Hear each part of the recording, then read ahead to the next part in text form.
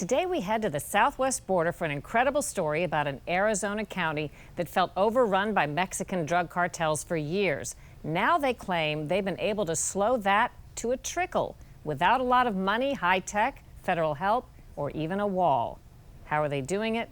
Today's cover story is Desert Eyes. John Ladd is a fourth-generation rancher. Come on.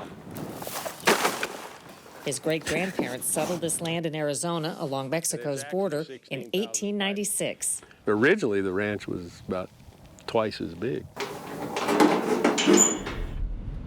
By Ladd's count, the Border Patrol has caught hundreds of thousands of illegal immigrants on his 16,000 acres over the past 30 years. It's an everyday deal. What do you do? Well, we used to help them, but when you get 200 a day, it gets overwhelming. They've stole about every car or truck we own, and saddles and horses. The march of illegal immigrants into Arizona from Mexico is virtually nonstop.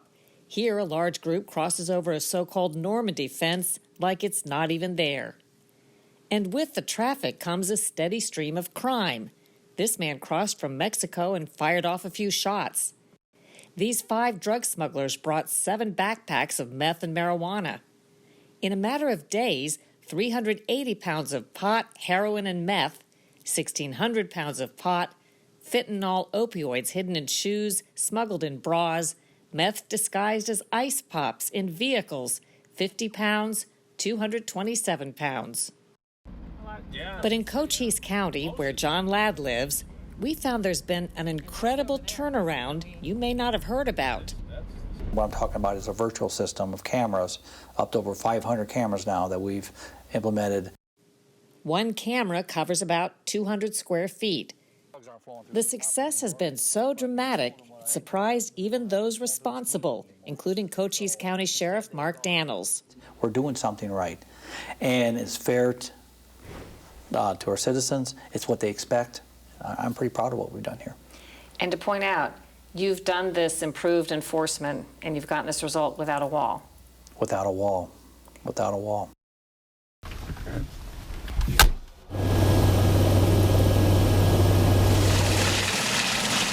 To see firsthand, we took to the air with Sheriff Daniels over the 6,200 rural square miles of Cochise County. Flying over the rugged terrain, it's easy to see why some people think you don't need a big wall here. It's too tough to cross. But is that actually the case? No, the cartel likes this area out here. Though it's rugged, it provides great concealment from the smuggle both human and drugs into this country. That led to the simple but ingenious concept to deploy a carefully placed network of motion-activated cameras in areas where there are gaps in federal surveillance. Remember that into that fence is where the federal government stops their protective plan. We pick that up here, and that's where our virtual system has become effective. We have cameras inserted throughout this region, this grid. We landed to see the type of area where the hidden cameras have been put to good use. The wall's not going to stop them down here. Their precise locations a tightly held secret. You know, this is where our virtual system was implemented, in places like this. There are cameras out here, we just don't know where. Yeah, this is part of our virtual system. Daniels explained that cartels learned to evade Border Patrol cameras by traveling in gullies and ditches. The new system plugs some critical holes. You know, the surface systems that the federal government has in place are up on top surface areas.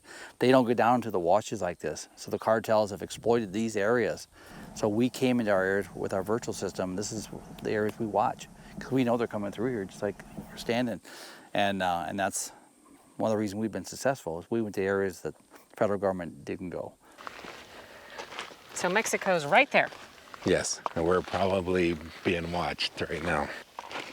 Here's a big hole in the fence that was cut. Sergeant Timothy Williams leads the Sheriff's Department effort called SABRE, which stands for Southeastern Arizona Border Regional Enforcement. We have some of the best fencing that turns into a vehicle barrier that we're looking at now that turns into nothing but a 6-strand barbed wire fence. And Here you can physically see a trail that goes, that's not a legitimate trail like we say, that starts in Mexico and comes over the pretty much no fence into the United States. And it's a well-trafficked trail. Used by Illegal alien smuggling, either human smuggling or narcotic smuggling or any of the above. So, Is this part of the surveillance? yes, everywhere. Yeah, yeah. So, yep. But the most surprising part of the whole Sabre program is how little it costs. So these are some of the equipment that we use.